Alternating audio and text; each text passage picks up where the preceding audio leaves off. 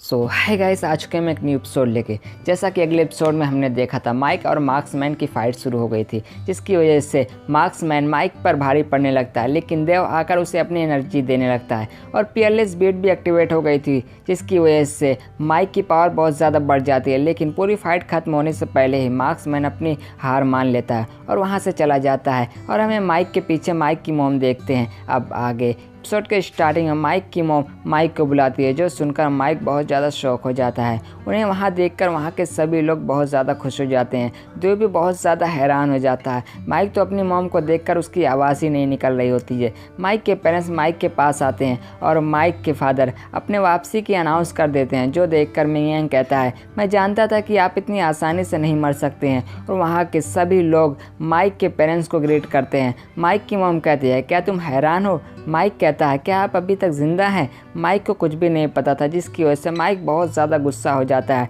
और grand Elder से पूछता है, ये सब क्या हो रहा है? क्या आपको पता था कि मेरे पेरेंट्स ज़िंदा हैं? जो सुनकर ग्रैंड एल्डर कहते हैं, ऐसा कुछ भी नहीं था, आपके पेरेंट्स कभी मरे ही नहीं थे, यह बस तुम्हारे लिए एक टेस्ट था और तुम्हें उस टेस्ट को पूरा किया। तुमने 3 साल के अंदर ही 9th लेवल को हासिल किया। इसकी वजह से वह बहुत ज़्यादा खुश है। माइक की मॉम ग्रैंड एल्डर पर सारा ब्लेम डालते हुए ग्रैंड एल्डर को डांटने लगती है, जो सुनकर ग्रैंड एल्डर कहते हैं, तुम अपने पेरेंट्स को समझो, ये सब उन्होंने तुम्हारे लिए किया है। तुमने जो लाइफ स्टोन लाया था, उन्हीं की वजह से ये दोनों अभी तक ज़िंदा हैं।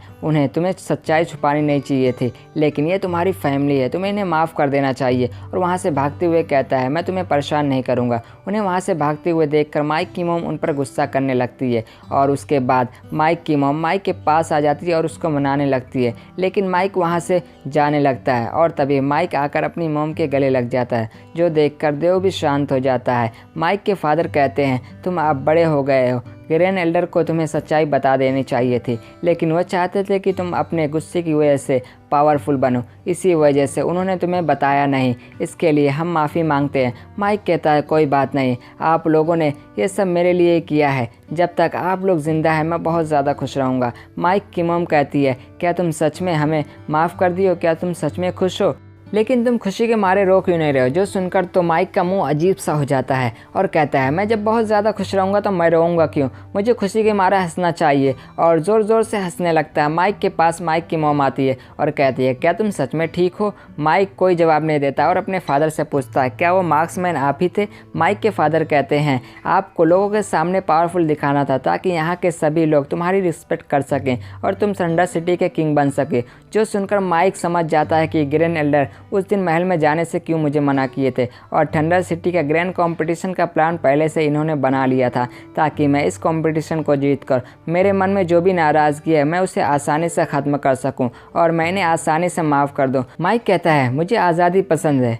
अब जब आप लोग यहाँ आ गए हैं तो आप ही लोग किंग बने, मुझे किंग बनने में कोई इंटरेस्ट नहीं है। माइक की मॉम कहती है, मेरा बेटा किंग नहीं बनना चाहता तो वो नहीं बनेगा, तो तुम्हें जो पसंद है वो करो, लेकिन तुम जो कंपटीशन को जीते हो उसका प्राइज़ तो तुम्हें मिलेगा ही। मैं तुम्हारे लिए एक ब्लाइंड डेट रखूँगी। जो सुनकर तो माइक का दिमाग ही ख़राब हो जाता है और माइक वहाँ से जाने लगता है, जो देखकर माइक की मॉम माइक को रोकते हुए कहती है, तुम कहाँ जा रहे हो? तुम्हें पता है ना तुम्हारे पास पीयरलेस बीट है जो डीमन हासिल करना चाहते हैं, इसीलिए तुम्हें यहाँ से नहीं जाना चाहिए। यहाँ तुम सबसे ज़्यादा सुरक्षित रहोगे। माइक कहता है, मुझे यहाँ क्यों रहना चाहिए? आप पहले ही वापस आ चुके हैं, अब मेरा यहाँ पे कोई भी काम नहीं है। मैं बस घूमना चाहता हूँ, कम से कम बाहर किसी से मुझे धोखा तो नहीं मिलेगा। माइक की मॉम कहती है, क्या तुम सच में अभी भी मुझसे नाराज़ हो? क्या तुम मुझसे प्यार नहीं करते हो? जो सुनकर माइक देव से कहता है, क्या हम भाई हैं? अगर तुम मेरे भाई हो तो तुम मेरी एक मदद कर सकते हो।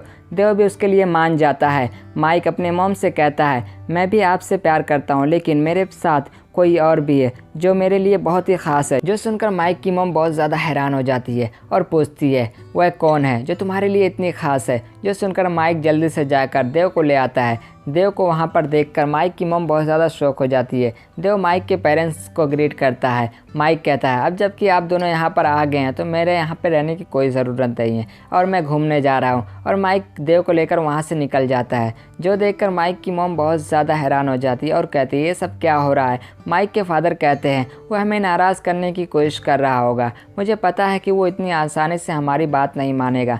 माइक की मॉम कहती है माइक अजीब सा हरकत कर रहा है। माइक के फादर कहते हैं ऐसा कुछ भी नहीं है, वो हमें अचानक से देखकर शॉक हो गया और कुछ भी नहीं। नेक्स्ट सीन में हम माइक को देखते हैं जो एक जगह पर बैठकर रो रहा होता है। माइक कहता है वो लोग ज़िंदा हैं लेकिन उन्होंने मुझे धोखे में रखा। उन्हें क्या पता कि उन्हें के जाने के बाद मैं कितना ज़्यादा दुखी हो गया था। उसे ऐसा देखकर देव माइक को शांत करवाता है और कहता है क्या तुम ठीक हो? माइक कहता है उन्हें मुझे धोखा नहीं देना चाहिए था। देव कहता है तुम्हारे पेरेंट्स जिंदा है, तुम सब भूल कर खुश होना चाहिए। माइक देव की बात सुनकर गॉड का शुक्रिया अदा करता है और तभी माइक को वह बात याद आती है जो माइक ने अपने मॉम के सामने बोला था। माइक कहता है उनके बारे में सीरियस मत लेना, मैं काफ़ी स्ट्रॉन्ग हूँ। देव कहता है मैं भी, और दोनों हंसने लगते हैं। माइक देव से पूछता है अब आगे क्या? देव कहता है मुझे नहीं पता, मुझे लगता है कि हमें कल्टीवेशन को आगे बढ़ानी चाहिए और काफ़ी ज़्यादा पावरफुल बनना चाहिए। माइक कहता है हमें शेंग चैन के बारे में पता करना चाहिए। उन्होंने कहा था जब हम लोग 9th लेवल पे पहुंच जाएंगे तो हम उनके टीम में शामिल हो सकते हैं। देव कहता है तुमने सही कहा लेकिन मुझे नहीं पता कि वो कहाँ पे रहते हैं और उन्हें कैसे ढूंढना है। माइक कहता है हमें थंडर सिटी में इंतज़ार करना चाहिए। थंडर सिटी की ग्रैंड कंपटीशन की खबर जल्द ही पूरे बुलेट डोमेन में फैल जाएगी। शायद शेंग चैन भी ये सब सुनकर हमारा सामना करने आ जाए और हमें अपने टीम में ले लें। देव कहता है तुमने ग्रैंड कंपटीशन को जीतकर और अपने पेरेंट्स को पाकर बहुत ज़्यादा खुश होंगे, तुम्हें बधाई हो। माइक कहता है चलो थंडर सिटी में पार्टी करते हैं। देव कहता है अगली बार तुम जाओ अपने पेरेंट्स के साथ रहो। माइक कहता है उन्हें चिंता करने दो लेकिन मैं ग्रैंड एल्डर को इतनी आसानी से नहीं छोड़ूंगा, मैं उनकी पूरी वाइन को ख़त्म कर दूंगा। देव कहता है बचपना मत करो, मुझे पता है कि तुम उनके बारे में क्या सोचते हो, मैं तुम्हारी फीलिंग को महसूस कर सकता हूँ। तुम लेट हो रहे हो, जाओ। माइक कहता है मैं लेट नहीं हो रहा हूँ। देव कहता है तुम जाओ यहाँ से। माइक वहाँ से जाने लगता है लेकिन तभी देव उसे रोकता है और उससे कुछ पैसे मांगता है खाने के लिए, जो सुनकर तो माइक नीचे गिर जाता है और बहुत ज़्यादा गुस्सा हो जाता है और कहता है मुझे पता है कि तुम कंपटीशन के दौरान बहुत ज़्यादा पैसे जीते हो, उसका क्या किया तुमने? लेकिन फिर भी माइक वहाँ से जाते हुए उसे और भी पैसे दे देता है। नेक्स्ट सीन में हम माइक के पेरेंट्स को देखते हैं। माइक की मॉम इधर उधर घूम रही होती है। माइक के फादर कहते हैं घूमना बंद करो। माइक की मॉम गुस्से में कहती है तुम्हारा प्लान बहुत ही बेकार था। माइक को थंडर सिटी का किंग बनाना उसका कोई भी शौक नहीं है, हमें उसके बारे में ब्लाइंड डेट रखना चाहिए था।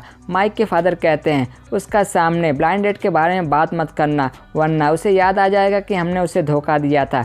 वैसे भी उसने मैजिक रूल को हासिल कर लिया है, वो जल्द ही 10th लेवल पे पहुंच जाएगा, उसके बाद हम उसकी शादी करवा सकते हैं। जो सुनकर तो माइक की मॉम खुश हो जाती है। माइक की मॉम कहती है हर मॉम का एक सपना होता है कि उसकी बेटी की शादी हो जाए और उसका एक बेटा हो जाए। उसकी शादी हो जाएगी तो हम अकेले नहीं रहेंगे और उसका एक बच्चा भी हो सकता है। और वैसे भी माइक देव के साथ बहुत समय ट्रेनिंग कर रहा है और वो लोग बहुत ज़्यादा करीब है। क्या वो लोग डेट कर रहे होंगे? माइक के फादर कहते हैं मुझे ऐसा नहीं लगता है। माइक की मॉम कहती है क्या पता ऐसा हो सकता है। अभी वहाँ पर माइक भी आ जाता है और कहता है आप लोग मुझे क्या समझ रहे हैं। माइक की मॉम माइक के पास आती है और रोने लगती है और कहती है ये सब हम लोग तुम्हारी भलाई के लिए ही कर रहे हैं, ये सब ग्रैंड एल्डर की गलती है, उन्हें तुम्हें सच्चाई बता देना चाहिए था। और रोने लगती है और माइक उनको माफ़ कर देता है। नेक्स्ट सीन में हम देव को देखते हैं जो इनकी बातें सुनकर मुस्कुरा रहा होता है।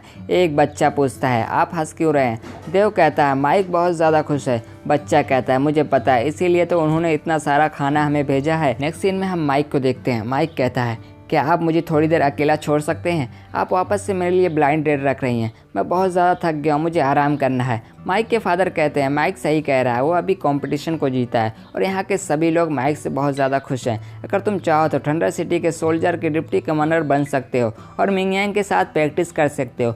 लेकिन माइक साफ साफ मना कर देता है। माइक के फादर कहते हैं हम लोग नहीं चाहते हैं कि तुम इस बार हमें छोड़कर यहाँ से जाओ। मुझे पता है कि तुम प्रैक्टिस करना चाहते हो और घूमना चाहते हो, लेकिन कुछ टाइम तो हमारे साथ रह सकते हो।